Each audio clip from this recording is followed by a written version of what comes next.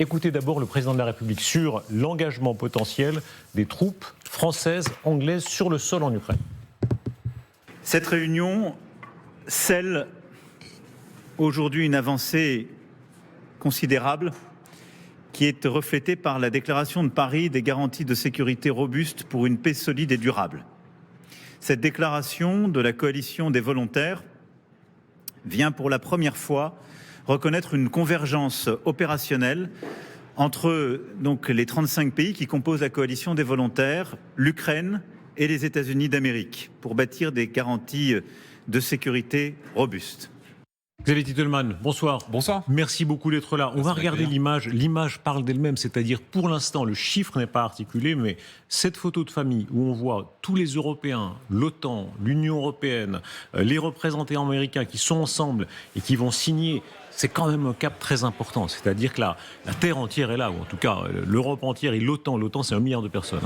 Et l'Ukraine, c'est un premier symbole. Et il y a plus de pays que l'Europe, parce qu'on a encore une fois la Turquie, l'Australie, le Canada, le Japon, c'est d'autres pays qui sont prêts aussi à s'engager sous différentes formes. Alors ce qui compte évidemment, c'est d'être capable d'être présent sur le terrain, cette force de réassurance qui ne serait pas à plusieurs dizaines d'heures de route, mais qui serait juste à 4-5 heures de la ligne de front, pour pouvoir venir vraiment apporter cette force de réassurance, un petit peu comme une réserve. Et là, c'est une réserve opérationnelle qui est très très proche. Et effectivement, enfin, on aboutit à quelque chose de concret, mais encore une fois, toujours pour l'après-paix, l'après-cessez-le-feu. Et c'est justement ça le problème, c'est qu'on n'en voit toujours pas l'horizon. Il y a les premières indiscrétions sur le profil de ce que ça pourrait signifier. 15 000 à 30 000 hommes, essentiellement des Français et des Anglais. Alors, c'est le minimum. Mais traditionnellement, vous savez qu'on travaille toujours en coalition. Par exemple, la France est très intégrée avec la Belgique et le Luxembourg. On partage des équipements en particulier. On a vraiment une capacité, un historique de travail ensemble. Et donc, il serait très probable que d'autres pays viennent en collaboration avec la Grande-Bretagne et la France. Et logiquement, quand on regarde ce qu'on fait par exemple en République du Congo ou dans d'autres zones, il y a aussi des forces en mouvement, en rotation autour de nous. Donc peut-être que ce seraient les deux nations cadres, mais qu'en réalité, elles pourraient être supplantées par d'autres pays. Je parle juste sur le volet terrestre, parce qu'à côté, il y a le naval et l'aérien. Expliquez-nous, carte en main, parce que c'est là que les problèmes commencent, si j'ose dire. Le président de la République a toujours dit que ce sont des troupes de réassurance. Donc elles ne sont pas exactement sur le front, elles sont un peu derrière. Si on prend la carte de l'Ukraine, un peu derrière, ça veut vouloir dire quoi ? Ça veut dire par exemple une ville comme Dnipro, qui se trouve un petit peu... Alors Zaporijjia, c'est pour le front sud. Vous avez une ville qui est un petit peu plus loin sur Dnipro, et là, on va être à 4-5 heures du front. Et effectivement, vous avez les tranchées qui vont être tenues par les Ukrainiens eux-mêmes, un petit peu comme ce qu'ils ont pu faire en 2021. En 2021, ils étaient prêts, et ils ont encaissé ce choc. Et puis quelques heures derrière, il y avait des gens qui étaient prêts à intervenir. Et ben, il y aura l'armée ukrainienne, mais il y aura l'armée française et britannique. L'objectif, c'est d'éviter une escalade, c'est d'éviter que les Russes puissent vouloir de nouveau relancer leurs offensives pour garantir une paix durable. Est-ce que le charabia diplomatico-militaire cache la réalité de l'enjeu ? On dit troupes de réassurance, et puis quand on pose la question, si les Russes attaquent de nouveau, il faut se battre. Oui. Et ils disent oui, mais non, mais oui, mais non, peut-être. Et si elles sont là, c'est bien qu'il faut se battre. Si on est là, nous serons une cible. Donc si les Russes veulent attaquer, nous serons ciblés, donc nous riposterons, donc nous nous défendrons. Et les Russes n'attendront pas que nos forces arrivent sur le pourtour. Donc ça veut dire que déjà nos troupes qui seraient à l'arrière seraient capables d'intercepter les missiles. Donc il faut dire les choses avec franchise. Bien sûr. On est pour, on est contre, ça c'est la liberté du débat, mais ce sont bien des troupes qui, si elles étaient engagées, amèneraient à ce moment-là un face-à-face direct avec la Russie. À condition que les Russes aient la mauvaise idée de vouloir relancer la guerre. On voit qu'ils ont déjà eu ce type de mauvaise idée, si j'ose dire, ces dernières années. Malheureusement, oui. Et c'est pour ça que notre présence dissuasive, assurée et avec des termes très clairs, ils attaquent, nous allons engager le combat avec une armée qui est infiniment meilleure que ce que pouvaient avoir les Ukrainiens avec leurs avions qui certes sont bons, mais c'est des vieux Mirage 2000. Là, on va venir avec des Rafales, avec des Gripen, avec des chars. On avait dépioté une partie de nos chars parce qu'on avait peur que les Russes récupèrent, par exemple, certaines optiques. On avait dépioté certains de nos canons César parce qu'on ne voulait pas donner de dernière technologie. Donc là, ce sera l'armée française. Ce ne sera pas les fins de stock qu'on a pu donner aux Ukrainiens jusqu'à maintenant. Donc oui, les Ukrainiens ont la masse. Mais là, on a le déclic, on a le petit élément supérieur qui permet réellement, potentiellement à l'armée ukrainienne de faire la différence. Donc il faut effectivement que les Ukrainiens continuent à être forts. Mais notre présence avec une armée qui ferait par exemple 30 000 hommes, c'est vraiment quelque chose de dissuasif. C'est un chiffon rouge pour les Russes, puisque d'abord, D'abord, leur obsession, c'était que l'Ukraine n'entre pas dans l'OTAN. Donc l'idée qu'il y ait des troupes de pays membres de l'OTAN sur le terrain de l'Ukraine, c'est le chiffon rouge. Écoutez l'avertissement préalable de Poutine sur le sujet.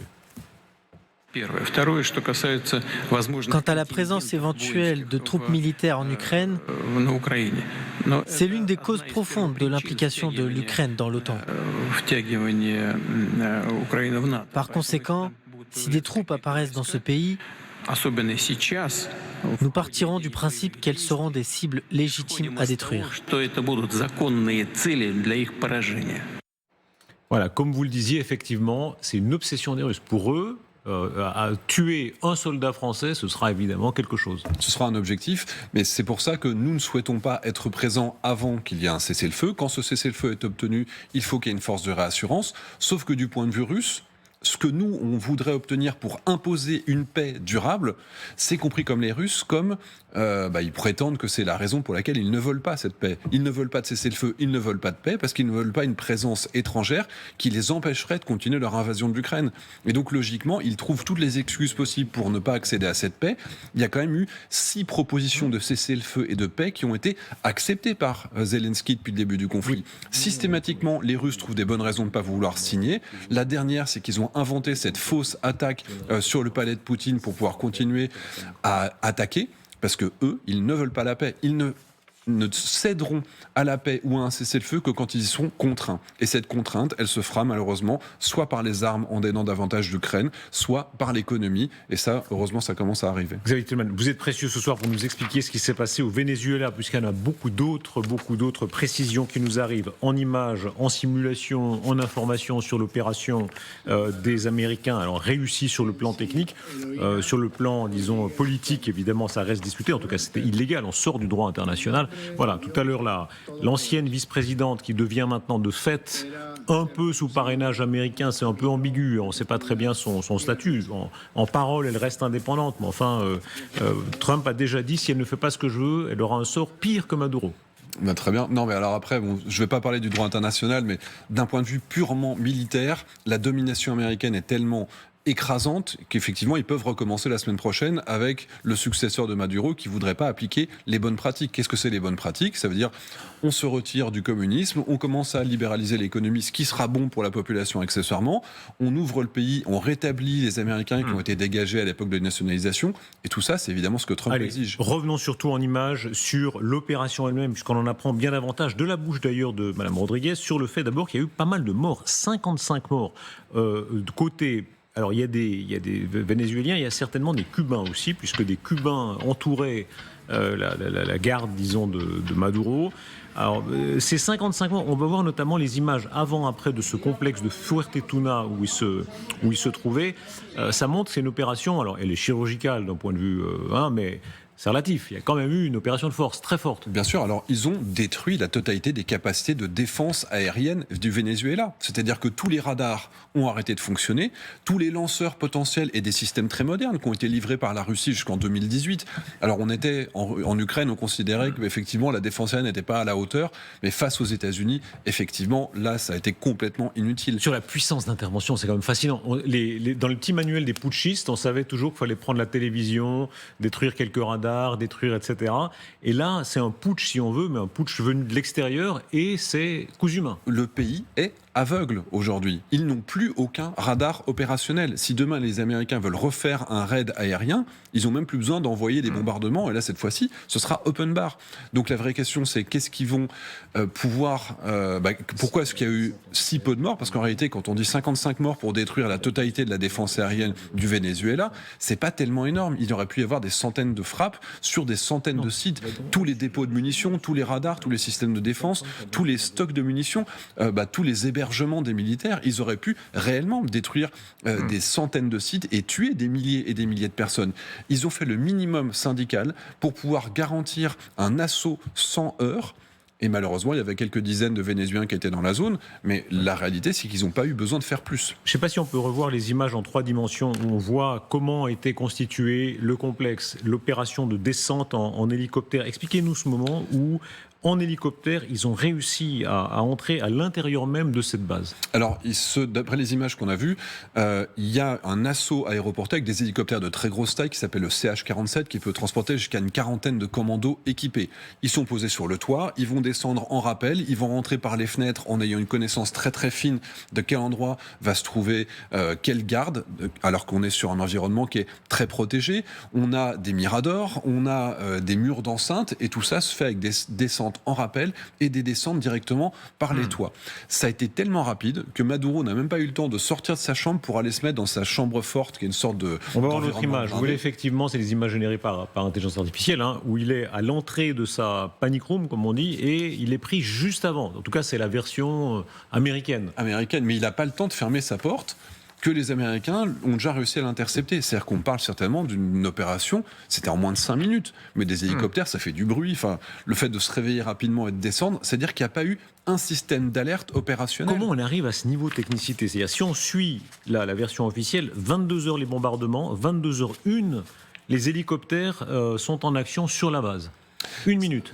Alors, c'est certainement que les bombardements sur les sites les plus proches de défense, certainement que les sites avancés qui sont entre la mer et la capitale ont été détruits depuis quelques minutes et certainement qu'ils étaient détruits au fur et à mesure que les hélicoptères avançaient. Et puis, ce qui permettait de rendre aveugle progressivement, mais ça veut dire qu'il y a quand même 10-15 minutes de survol du territoire vénézuélien et aucune alerte qui remonte au niveau présidentiel. Donc on peut imaginer aussi que les réseaux de communication ont arrêté de fonctionner, y compris certainement les téléphones. Et on peut se souvenir de ce qui s'était passé par exemple pendant la guerre à l'époque de la Serbie, où les Américains avaient utilisé des bombes au graphite qui avaient fait des sortes d'étincelles, des faux contacts dans les lignes électriques. Et là, certainement qu'ils ont utilisé des systèmes qui ont permis de désactiver un certain nombre d'équipements électroniques. Il y a un aspect personnel. On en apprend davantage. C'est le New York Times qui l'avait dit, mais là, c'est Trump lui-même qui le dit. Il a voulu se faire, entre guillemets, Maduro. Il dit, cet homme ne me plaît pas. Et il a été sensible au fait que Maduro l'ait défié.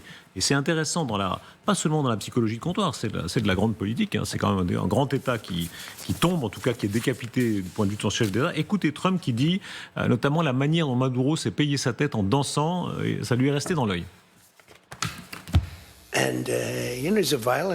Vous savez, Maduro est un homme violent. Il monte sur scène et essaie d'imiter un peu ma danse.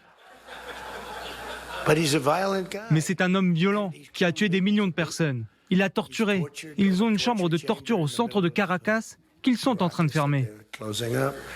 Voilà, quand on voit les images on comprend là qu'il y a un rapport personnel avec un certain nombre de chefs et de gouvernements, ça veut dire en quelque sorte tous ceux qui défieraient les États-Unis, voilà leur sort. C'est même pas les États-Unis, c'est Donald Trump. C'est la personnalisation des relations internationales dans l'incarnation d'une personne qui a tous les pouvoirs. Et il faut dire que les États-Unis, c'est pas simplement une superpuissance, c'est une hyperpuissance. Et Trump agit comme étant hyperpuissant. C'est-à-dire qu'il se permet tout et n'importe quoi, de dire tout et n'importe quoi, de menacer ses alliés. Et puis effectivement, à partir du moment où Maduro a dansé d'une manière qui lui a déplu en considérant qu'on se fichait de lui, si tu te fiches de moi... Je sais que votre cœur saigne parce que vous êtes un vieux, si j'ose dire, un vieux gaulliste, souverainiste français. Tout ça doit vraiment vous mettre au 36e dessous. Mais moi, je suis partisan du fait que l'on respecte le droit international avec ceux qui le respectent. Et quand vous avez Maduro qui devrait même pas être à cette place et qui n'est plus reconnu comme président dans l'Union européenne parce qu'il y a son successeur qui a gagné les élections, qui a dû être exfiltré vers l'Espagne, quand vous avez la Russie qui viole le territoire ukrainien et que nous, on s'interdit de pouvoir prendre les avoirs, à un moment, il faut rétablir aussi une parité. Quand un pays ne respecte pas le droit international, je ne vois pas pourquoi est-ce que nous, on devrait continuer à respecter les traités. Est-ce que c'est un défi aux Russes et aux Chinois? Écoutez, Exet, c'est le secrétaire à la guerre américain et il se moque des Russes. Il dit, mais théoriquement, c'est votre allié. Vous auriez dû le protéger. Où étaient les systèmes russes? Il y a 3 nuits, dans le centre-ville de Caracas, au Venezuela, près de 200 de nos plus grands Américains se sont rendus dans le centre-ville de Caracas. Il semble que les défenses aériennes russes n'aient pas très bien fonctionné, n'est-ce pas? Dans le centre-ville de Caracas, pour récupérer un individu recherché par la justice américaine, sans une seule victime américaine. Est-ce que effectivement c'est un coup en partie contre les Russes? Très clairement, et qui est aussi certainement permis par l'Ukraine. Je rappelle qu'en 2022, les Ukrainiens ont réussi à capturer une dizaine de radars russes de dernière génération, des systèmes Pantsir antiaériens, des boucs russes M3, la toute dernière génération. Tout ça, il y a une certitude, ça a été analysé. Il y a eu de la rétro-ingénierie qui a été réalisée et ça permet au système de brouillage américain, sans même détruire le radar, ils ont des avions spécialisés qui s'appellent le EA-18 Growler. C'est un avion qui va envoyer des ondes qui correspondent à l'onde, le retour de ce qu'attend le radar. Le radar russe, il envoie une onde, il va pas recevoir ce qu'il attend, il va être brouillé complètement par une onde qui lui ressemble. Et donc ça le rend totalement aveugle. Et donc il est très probable que effectivement les systèmes russes ne sont pas à la hauteur de ce qui était attendu. On le voit à chaque fois qu'ils sont mis en œuvre en Ukraine, en Russie, en Syrie et maintenant en Venezuela. Eh bien forcément, cette puissance américaine face aux Russes, elle s'est encore décuplée par la récupération des équipements et l'analyse des équipements qui ont été perdus en Russie. Les Chinois en partie les Russes en partie ridiculisés. Les Chinois, je ne sais pas si on a cette séquence incroyable où Maduro se vante d'avoir un téléphone chinois. Il dit regardez, j'ai un Huawei, c'est fantastique. C'est le président Xi lui-même qui me l'a donné. Il le montre, etc. Et en réalité, tout ça a été dominé par la technologie américaine. Bien sûr, mais quel smartphone aujourd'hui n'a pas une puce américaine ou chinoise ou taïwanaise ou sud-coréenne? De toute façon, à la limite, on est les seuls à être totalement absents dans ce grand jeu. Mais la réalité, c'est que Maduro essayait de donner des gages à deux pays. C'était la Russie et la Chine. Il espérait être protégé par ces deux pays. Et tout comme la Syrie, la Libye et demain l'Iran, eh bien, le Venezuela n'a pas été défendu par ses alliés. Et ça, au niveau international, c'est vrai que la Russie continue à perdre des positions. Et ça, évidemment, ça contribue à son affaiblissement. Est-ce que ça confirme, là, au fond, ce qui a été une vérité pendant toute la guerre froide, c'est que les meilleurs défenseurs du camp occidental, de fait, ça reste les États-Unis d'Amérique. Mais les États-Unis sont les seuls qui sont capables d'avoir une capacité internationale d'action totale, sans limite, parce qu'ils ont des moyens qui sont quasiment illimités. Contre la Russie, contre la Chine. Alors si demain les États-Unis voulaient s'engager au profit de l'Ukraine contre la Russie, évidemment que la Russie... Ils le font quand même. Ils donnent beaucoup d'armes, beaucoup d'aide, beaucoup de renseignements. C'est quel est le pourcentage de ce qu'ils donnent par rapport à ce qu'ils auraient la potentialité de donner? Combien de centaines d'hélicoptères, de drones, d'avions de chasse et de chars ils pourraient donner chaque année à l'Ukraine? Ça ferait réellement la différence. Donc ils donnent juste le minimum possible pour que les Ukrainiens puissent tenir, pour fatiguer la Russie, mais jamais pour gagner. On est dans un moment de satisfaction de Trump. Alors il y a ce langage où il dit que le président colombien fasse gaffe à son cul. Enfin, on sent une espèce de jubilation un peu soldatesque de là où il est. Écoutez de quelle façon il dit, il revendique, et vous venez de dire qu'il a raison de le faire, la meilleure armée du monde. Les États-Unis ont prouvé une fois de plus que nous disposons de l'armée la plus puissante, la plus meurtrière, la plus sophistiquée et la plus redoutable de la planète Terre. Et de loin. Je le dis depuis longtemps, personne ne peut nous battre. Personne n'aurait pu faire cela. Personne n'a nos armes. Personne n'a la qualité de nos armes.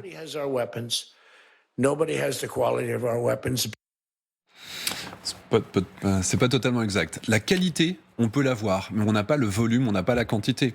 Et on n'a pas des dizaines de bateaux porte-hélicoptères qu'on pourrait positionner au large de Caracas. Donc en termes de qualité, nos armes sont parfois meilleures que les armes américaines, y compris dans les avions de chasse, dans les hélicoptères, dans les bateaux, dans les missiles et dans la défense aérienne. Par contre, la réalité, c'est que leur masse est tellement importante, avec vraiment une technologie qui est très à la pointe, mais parfois à quelques pourcentages près, on les bat. Ils ont aussi la possibilité de déployer des centaines de milliers d'hommes. Et ça, effectivement, ils sont les seuls. Par contre, si demain, il fallait être face aux États-Unis, effectivement qu'on ne pourrait pas protéger le Groenland correctement. Mais par contre, est-ce qu'on leur ferait mal? La réponse est oui. 1000 fois oui.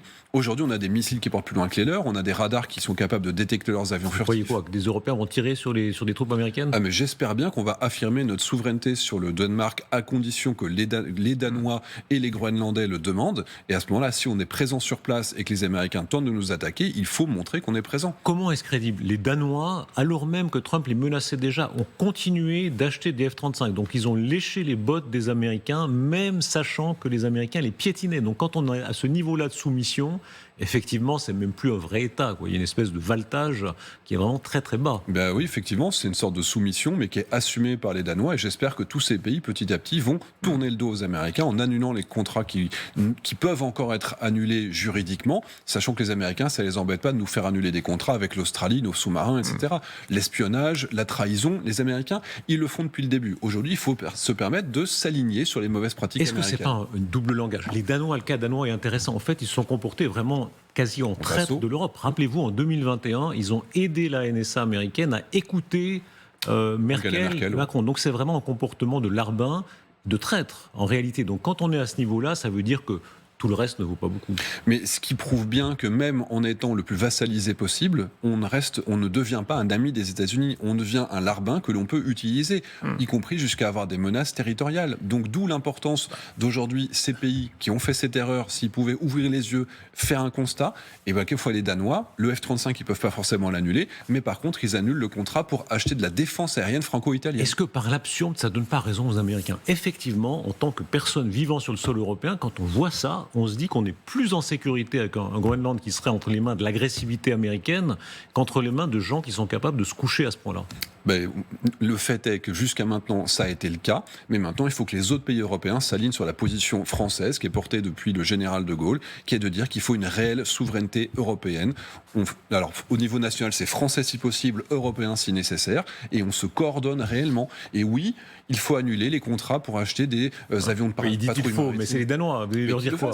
Pourquoi ils ne suivent pas votre bon conseil ? Les Portugais ont renoncé à acheter du F-35 et ils vont certainement, j'espère, acheter du Rafale. Les Espagnols ont annulé le contrat de F-35 qui devait être passé. À l'instant, Emmanuel Macron, président de la République, dit n'imagine pas les Américains violer la souveraineté danoise. Alors, le statut du Groenland, c'est un statut de territoire associé à l'Union européenne, c'est un peu particulier. Enfin, c'est quand même le Danemark. Écoutez de quelle façon Trump se moque effectivement de ce mélange de velléité et de faiblesse. Nous avons besoin du Groenland pour notre sécurité nationale et le Danemark n'est pas en mesure de l'assurer. Savez-vous ce que les Danois ont fait pour renforcer la sécurité au Groenland ? Ils ont ajouté des chiens de traîneau. C'est la vérité. Et ils ont pensé que c'était une bonne idée. Voilà, il exagère un peu. Alors, il y a la scène est fantastique parce qu'on parlait de lèche-cul. Là, il a ces deux lèche-cul, professionnels pour ainsi dire, notamment Graham qui est là pour rire à ses blagues en ce moment dans l'avion. Quand il dit quels sont les moyens de voilà, effectivement, entrons dans le détail parce que vous connaissez très bien la chose militaire. Il y a cette base très importante au Danemark, la base de Thule. Maintenant, ils l'ont rebaptisée d'un nom un peu inuit de Pituffik. Si les Américains sortent de leur base et plantent des drapeaux un peu ailleurs, qu'est-ce qui se passe ? Il ne se passe pas grand-chose, mais effectivement, parce que simplement, on n'a pas de moyens sur place. Le Danemark a très très peu de moyens, aussi parce qu'encore une fois, c'est comme le Japon, les Américains ont interdit aux Japonais de développer une armée correcte. Donc aujourd'hui, nous, on est à peu près dans la même situation, sauf que c'est plus par la contrainte économique qui nous ont obligés à acheter leurs équipements. Donc aujourd'hui, il faut que les Danois, eux, se renforcent, ils continuent à faire des exercices. La France, tous les ans, fait des exercices au Groenland, il ne faut pas l'oublier, on a des hommes qui sont déployés là-bas. On a des troupes de montagne qui sont parmi les meilleures du monde et les plus expérimentées. On sait s'enterrer dans des trous, on sait tenir longtemps. On a des équipements qui permettraient de faire souffrir les Américains. Mais il faut être honnête, on n'a pas la possibilité de résister à un vrai choc militaire avec les États-Unis. Il ne faut pas se l'inventer. Mais c'est pas pour ça qu'il faut renoncer à assumer une présence, une puissance sur place. L'enjeu, il est très très considérable. C'est-à-dire qu'il y a effectivement tout le long de la côte russe, de la Fédération de Russie, des bases très importantes, des mouvements notamment de sous-marins nucléaires lanceurs d'engins russes. Alors, les Russes n'ont plus d'autre choix aujourd'hui que de passer par le nord pour accéder à l'océan Atlantique. Donc forcément, il y a un axe qui allait de l'Islande, de l'Écosse et du Groenland, dans lesquels, historiquement, leurs avions, leurs sous-marins passaient. Et leurs sous-marins, on faisait des nuages, des barrages de bouées. Ça, c'était mon travail quand j'étais dans la Marine nationale. On lance des bouées, on écoute, et puis quand il y a une bouée sur laquelle on entend quelque chose, on va commencer à pister ce sous-marin. Et de cette manière-là, les sous-marins, ils étaient pistés d'abord par les Américains en Islande et au Groenland, puis ensuite par les Britanniques, puis ensuite les Français, puis ensuite les Espagnols, et on se passait comme ça les sous-marins soviétiques puis russes pour être capable de les suivre un petit peu partout. Et si aujourd'hui ça fonctionne bien, c'est effectivement parce qu'il y a une coopération avec les États-Unis. Mais les États-Unis n'ont jamais eu besoin de posséder le Groenland pour avoir des bases au Groenland et pour travailler de manière coordonnée. Eux vous répondent, mais on veut forer comme on veut, sans avoir les normes européennes, les machins, etc. Ils vous disent, on veut pouvoir aller aux minerais comme on veut. Et ils vous disent le minerai sera plus utile pour l'agressivité guerrière américaine que pour les Danois dont on vient de parler, qui sont déjà vendus. Les Français, les Thales, nos radars ont besoin de nitrure de gallium. On pourrait très bien exploiter ça aussi. La question, c'est est-ce que le Danemark et est-ce que les habitants du Groenland souhaitent qu'on exploite leur sol? La réponse est non, pour des raisons écologiques contre lesquelles je pense qu'il ne faut pas dire non de toute façon. Pour l'instant, parce qu'il y a un certain Jeff Landry qui est l'émissaire de Trump pour le Groenland. Lui a déjà son idée. Trump soutient un Groenland indépendant. Alors, vous voyez, c'est l'ami des Inuits ou des descendants des Inuits, prétendument. Nous n'avons pas besoin de nous emparer du Groenland par la force. Nous l'obtiendrons par le commerce. En clair, ils vont signer des chèques. Et ils prétendent qu'ils peuvent signer des chèques colossaux pour quelques dizaines de milliers d'habitants du Groenland qui seront de fait en partie achetés. En tout cas, c'est leur projet. Si les habitants du Groenland sont corruptibles, pourquoi pas, grand bien leur fasse. S'ils veulent se vendre aux plus offrants, qu'ils le fassent. Ça, c'est la liberté individuelle des habitants du Groenland. Mais si demain, ils refusent, qu'ils veulent rester européens, qu'ils ne veulent pas brader leur sous-sol, qu'ils ne veulent pas perdre leur qualité de vie, qu'ils ne veulent pas que leur environnement soit massacré par la construction d'un environnement polluant industriel, eh bien, ils ont aussi le choix, ils ont la possibilité de l'exprimer. Les dernières élections, après que les premiers émissaires de Trump soient venus, le seul parti qui était favorable à l'annexion américaine, il a eu des scores tellement bas que c'est le seul qui n'est pas représenté dans l'Assemblée du Groenland. Alors je ne suis pas un spécialiste de la zone, mais ça a quand même une signification. Dans le destin des nations, on disait tout à l'heure, vous êtes un souverainiste. Oui. Tout ce qu'on voit là, est-ce que ça vous conforte dans l'idée en fait que la nation reste le vrai cadre? Bien sûr, et l'association des nations, c'est pour ça que bien avant la guerre en Ukraine, j'appelais à faire une sorte d'OTAN en se débarrassant des États-Unis qui ne soient pas associés à l'Union européenne, mais par exemple les Britanniques pourraient être associés à une sorte de défense ensemble. Je vous rappelle que théoriquement il y a ce truc qui s'appelle l'Union européenne, qui est déjà une association de nations, vous êtes au courant? Bien sûr, mais ça devrait fonctionner. L'Union européenne est devenue une forme administrative qui est très lourde, complexe, et surtout qui exclut un certain nombre de pays. La Norvège, la Suisse, la Grande-Bretagne pourrait participer à une défense du continent européen en tant qu'ensemble géopolitique qui a une capacité de puissance. Pourquoi ça marche pas? La question, c'est la puissance. Pourquoi ça marche pas? Parce qu'on n'a pas de vocation à être puissant au niveau européen. On a un système dans lequel Qu'est-ce qui empêche? on dilue notre capacité de prendre une décision entre plein de pays qui doivent trouver le plus petit dénominateur commun.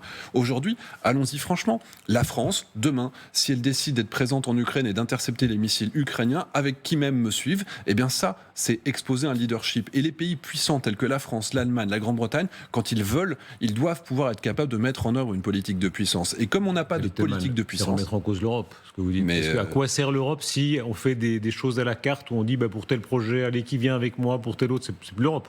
L'Europe a aussi cette possibilité d'avoir l'euro pour seulement les pays qui veulent bien le faire. Donc il y a un certain nombre de pays qui peuvent... C'est un projet définitif, c'est pas à la carte au gré de l'actualité. Moi je pense qu'on peut réellement avoir une association de sécurité telle que l'OTAN est une association de sécurité qui se fait en dehors de l'Union européenne. Je pense réellement qu'on doit avoir cette perspective stratégique en se disant en 2040, nous aurons un ensemble européen de sécurité qui soit unique, ensemble et surtout souverain, sans dépendre des Américains. Nous n'avons besoin de rien qui viennent des États-Unis et on pourrait avoir aussi des flottes communes. Quand on fait aujourd'hui des avions radars en commun, quand on a une flotte d'avions de transport stratégique A400M en commun, quand on a des avions de bombardiers d'eau en commun, eh bien pourquoi est-ce qu'on n'étend pas aussi ça à certains autres besoins? Aujourd'hui, acheminons-nous vers une coopération avec Antonov, les gros avions ukrainiens, pour pouvoir faire de l'aviation stratégique de transport. Eh bien ça, c'est une vocation aussi de l'Union européenne, à mon avis, d'être capable d'arrimer l'Ukraine sur des projets industriels qui iront au-delà de ce cessez-le-feu pour pouvoir avoir une vraie Europe puissance. Les Russes, évidemment, sont là. Ils ont notamment retweeté l'image de Trump. Est-ce que vous pensez que pour la première fois, il y a un coin possiblement entre les Russes et eux? Alors, sur le sujet du Groenland, les Russes veulent absolument soutenir les revendications américaines sur le Groenland parce qu'ils pensent que de l'autre côté, il y aura une symétrie qui fera que les Américains constateront ou considéreront que c'est pas trop grave les pays baltes. Donc je pense que les deux peuvent se coordonner pour attaquer les pays baltes d'un côté, pour attaquer le Groenland de l'autre. Et il ne faut pas oublier la Chine avec Taïwan ou alors avec les îles Paracel, Spratly, c'est-à-dire la mer de Chine méridionale. Parce que s'il y a un conflit qui est synchronisé par la Russie vers l'Europe et vers la Chine vers Taïwan, à ce moment-là, vers où ira la préférence américaine? Eh bien, les États-Unis iront aider leurs alliés à Taïwan, et ça veut dire que toutes les pièces détachées pour les F-35, etc., n'iront plus vers l'Europe et iront vers le front asiatique. Et d'où cette menace d'avoir une triple prise en tenaille pour l'Europe. Est-ce qu'on assiste à une forme d'hubris américaine? Écoutez Donald Trump, il y a beaucoup de déclarations de Donald Trump ce soir, alors il se moque tous azimuts. Alors il dit effectivement qu'il veut renverser les Cubains, renverser la Colombie, peut-être, c'est le Jerusalem Post qui le dit, l'Iran serait le prochain sur la liste. Il attaque notamment la France, il ironise. Alors il y a eu un échange de bons procédés, Emmanuel Macron a été très indulgent à son égard et on voit que peut-être il y a en ce moment un retour d'ascenseur. Vous croyez qu'il y a une espèce d'accord de échange de bons procédés? La France a été indulgente et en retour elle attend des garanties sur l'Ukraine. Sur Maduro, il est très clair que nous ne pouvons pas nous permettre de nous fâcher avec les Américains puisque nous n'avons pas encore fait les efforts industriels pour remonter en puissance. Donc en attendant de pouvoir se débarrasser des Américains, il ne faut pas se mettre Trump à dos et sa personnalité fait qu'encore une fois c'est un jeu personnel et le président Macron doit faire des tweets pour dire oui c'est quand même pas mal, on va pouvoir pour faire comprendre qu'on est dans son sens. Encore faut-il tabler sur le fait que Trump effectivement soit reconnaissant. Vous savez que ça se discute toujours un peu. Regardez, là, le retour de bâton n'est pas très reconnaissant, en tout cas sur la personne du président de la République. Prenez l'exemple du président français, je l'aime bien. Vous le connaissez, Emmanuel Macron. J'adore l'accent français. Je lui ai dit, écoute, tu vas devoir augmenter un petit peu le prix de tes médicaments, parce que nous, on paye 14 fois plus que toi. Et Emmanuel a dit, non, je ne ferai pas ça. Mais si tu vas le faire, Emmanuel, à 100%. Je lui ai dit, écoute, Emmanuel, voilà ce qui va se passer. Avant lundi, tu dois faire tout ce que je t'ai dit. Sinon, j'impose des droits de douane de 25% sur tout ce qui sort de France. Ton vin, ton champagne, tout. Non, tu ne peux pas faire ça. Si je peux le faire, et je vais le faire. David Titelman, derrière tout ça, en réalité, est-ce qu'on est colonisé déjà par les Américains? Oui, et il faut se dédollariser. Il faut faire en sorte de pouvoir retirer l'extraterritorialité du dollar. Fait qu'aujourd'hui, on devrait arrêter d'utiliser le dollar. Quand je vois des sociétés comme Airbus, qui aujourd'hui utilisent les infrastructures américaines comme Google pour leurs emails, et heureusement, on est en train de comprendre qu'il faudrait peut-être s'en débarrasser après des années d'erreurs, nos administrations. Donc il faut être capable, pour pouvoir être souverain, il faut se débarrasser de notre addiction au système américain. Ça veut dire qu'on paiera certainement plus cher pour des équipements qui seront moins bons, mais il y a un moment, il faut aussi faire des choix. Est-ce que c'est plus profond que ça? La culture, la langue, la culture, le monde anglais, le monde hollywoodien, on se faisait la réflexion hier sur ce plateau, il y a une espèce d'énervement sur ces questions qui est intéressant. C'est comme si on touchait, vous savez, quand il y a une blessure et qu'on touche quelque chose qui est un peu saignant, parce que beaucoup en Europe se rendent compte qu'en réalité, la domination américaine, c'est plus profond qu'une histoire d'un B2 ou d'un Ryder. Oui, et effectivement, parce que c'est installé depuis des décennies et des décennies. Mais il faut aussi rétablir une forme de parité. Mais le problème, encore une fois, c'est que la France peut être plus exemplaire que les autres, mais il faut à un moment que les autres, nos alliés, fassent le nécessaire pour nous rattraper. La revendication d'agressivité américaine, elle est incarnée par Trump, ce type, comment on appelle ça, je crois que c'est le bully en anglais, la brute de cour de récréation, qui correspond à une espèce de culte de l'agressivité. Aussi. Écoutez-le qui se moque aujourd'hui, c'est une des séquences qui ont le plus tourné d'une haltérophile transgenre. Parce que, disent-ils, toute une culture qui va avec le respect des minorités est allée trop loin dans un sens. Écoutez-le. On va l'entendre dans un instant. Mais écoutez d'abord peut-être le ministre de la Guerre, Exet, qui dit précisément on est allé trop loin dans une forme de culte des minorités, alors que pendant ce temps, les Chinois, les Russes, etc., eux, étaient dans le culte de l'agressivité. Pendant que nous jouions les gendarmes du monde, que nous construisions des nations dans le désert et que nous débattions des pronoms au Pentagone, nos principaux concurrents, comme le Parti communiste chinois, ont fait quelque chose de très différent. Ils nous ont étudiés, ils ont tiré les leçons de nos succès et de nos erreurs, puis ils se sont eux aussi lancés dans la construction. Et ils ont entrepris l'un des programmes de renforcement naval les plus rapides, les plus ambitieux et les plus spectaculaires depuis la Seconde Guerre mondiale. Alors que nous mettions des navires hors service, ils en ont lancé beaucoup. Alors que certains de nos chantiers navals ne répondaient pas aux besoins de notre pays, ils se sont développés à un rythme rapide. Mais ce n'est plus le cas aujourd'hui. Il y a une part de vérité pour vous. Bien sûr, non mais c'est évident. Les priorités des États-Unis n'ont pas été celles qui leur auraient permis de rester la grande puissance qu'ils étaient par le passé. Et après, aujourd'hui le gouvernement Trump est ce qu'il est, mais il y a quand même des décennies d'accumulation des dividendes de la paix, tels qu'on les appelle, avec ces grandes orientations, avec la fermeture de chantiers très très importants, si bien qu'aujourd'hui, même pour leurs propres navires, ils sont obligés de se tourner vers la Corée du Sud, qui a aujourd'hui plus de capacité de production que les États-Unis eux-mêmes. Donc après, le wokisme, etc., effectivement, moi, c'est pas ma cam, si on peut dire ça comme ça.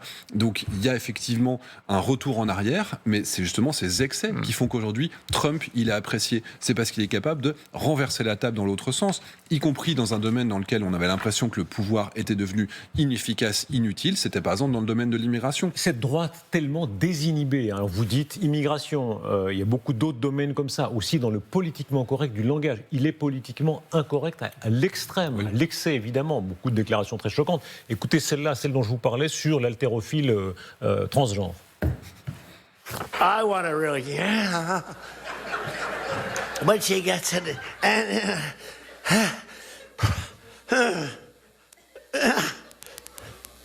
drop the thing. Zélie Telman, vous êtes un homme de droite. On sent que la question elle est sensible un peu partout dans les milieux de la droite et de l'extrême droite d'ailleurs ici en Europe. Qu'est-ce que vous prenez, qu'est-ce que vous ne prenez pas de ça, de ce qui se passe aux États-Unis? Déjà, je ne prends pas son style. Le style Trump, c'est quelque chose, évidemment, il manque de classe. Ça, c'est la première chose. Ça ne correspond pas à ce qu'on pourrait attendre d'un leader qui donne l'exemple. Donc ça, c'est la première chose.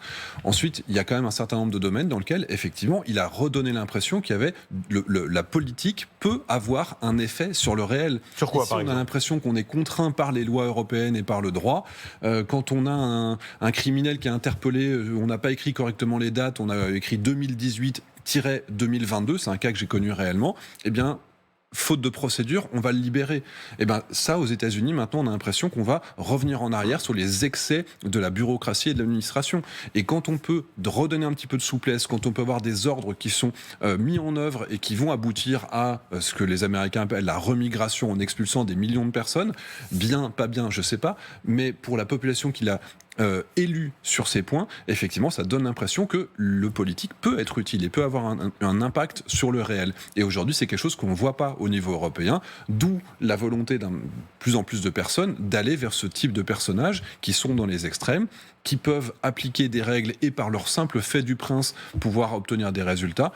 Et ça, c'est quelque chose, effectivement, qu'on peut espérer revenir sur une capacité opérationnelle sans avoir besoin d'aller dans ces excès. Et ça, c'est quelque chose que j'aimerais obtenir en Europe. La fierté, il y a comme ça quelques personnages, Reagan, Thatcher, à certaines époques, qui ont incarné une espèce d'autorité, de sûreté de soi occidentale. Est-ce que pour vous, c'est un moment qui peut revenir? Mais ils incarnaient aussi la puissance. En relations internationales, quand on parle de puissance, c'est la combinaison du potentiel et du passage à l'acte. Aujourd'hui, on a un potentiel incroyable, on a des cerveaux incroyables, on a des capacités militaires, mais on ne se permet pas de passer à l'acte. On ne se permet même pas d'avoir une vision stratégique ou une perspective de puissance. Et ça, aujourd'hui, effectivement, c'est une maladie. Il faut vraiment s'en débarrasser.